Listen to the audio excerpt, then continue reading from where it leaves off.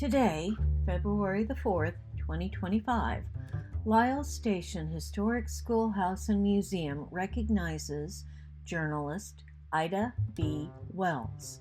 While Ida B. Wells stood only 5 feet, she towers over history in her efforts to overcome racism and bigotry.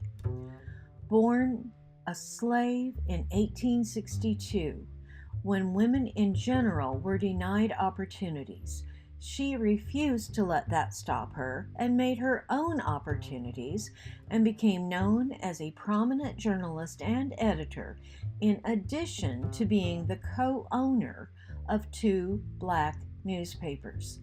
She didn't fight with fists, but fought discrimination and racial inequality with printed words, denouncing lynching and fighting for women's rights.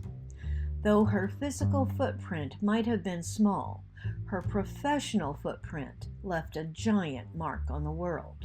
Wells devoted her life to exposing both racial injustice and sexual discrimination.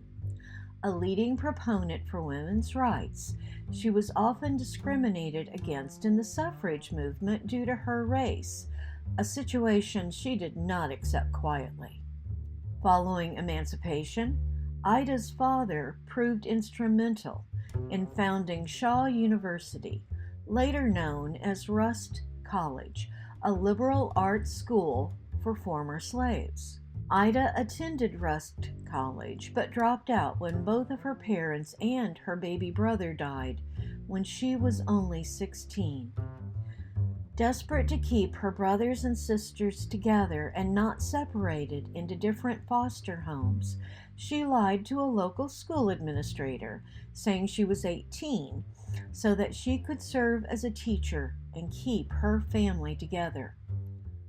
They later moved to Memphis, where she purchased a first-class ticket on the Chesapeake, Ohio and Southwestern Railroad to travel to Nashville, where she was taking education courses.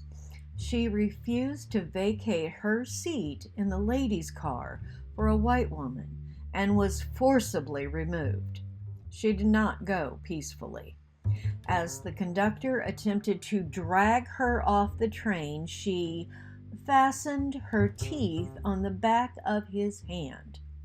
She sued the railroad and won her case, although it was overturned later by the Tennessee Supreme Court.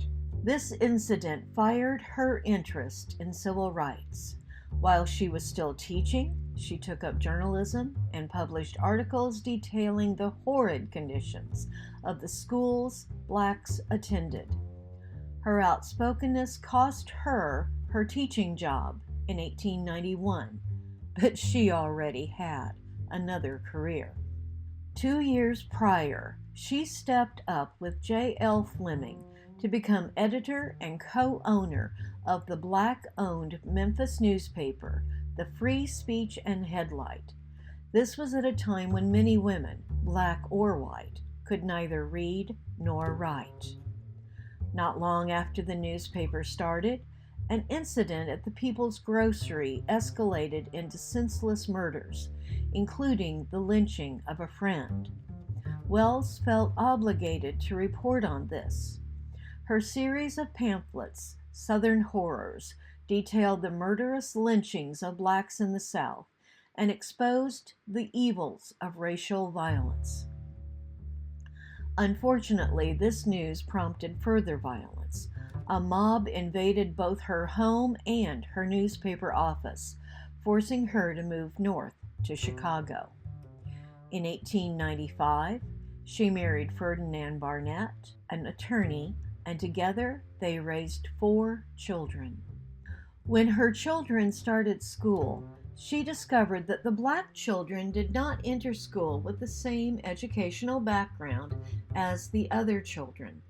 To counteract this imbalance, she established the first kindergarten in Chicago for black children in the Bethel AME Church. The YMCA in Chicago did not allow blacks as members, so she and her husband founded the Negro Fellowship League, black settlement houses that provided living space along with activities for young men in 1908.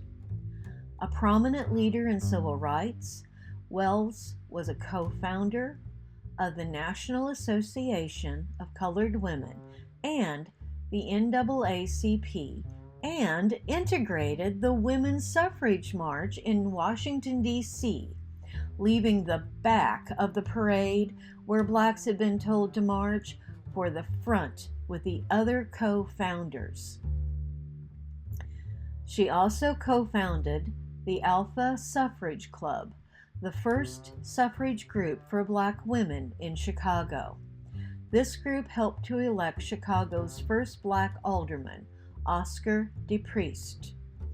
Wells spent her life and career exposing prejudice and violence in order to advance equality for women and African Americans, traveling nationally and internationally, reporting on violence against blacks and the cause for women's suffrage.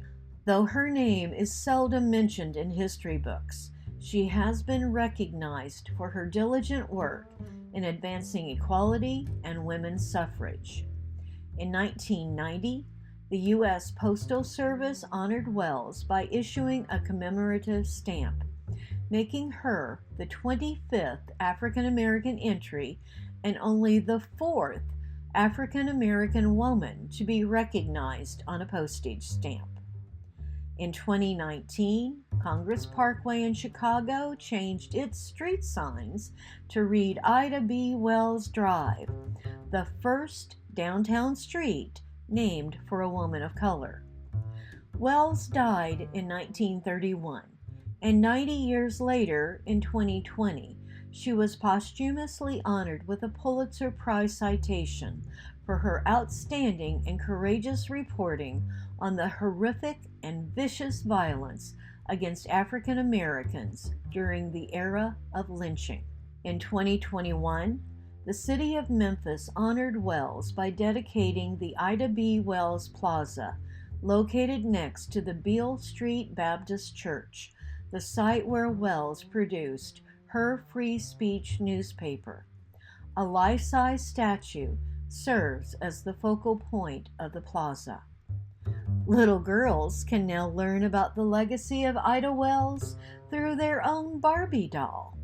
In 2022, Mattel recognized her accomplishments by including her as a part of their Inspiring Women series. This Barbie holds an important accessory, more symbolic than any dress: a tiny replica of Bell's Memphis free speech. This year, Wells will be honored on a new U.S. quarter, with her image appearing on the coin as part of the American Women Quarters program.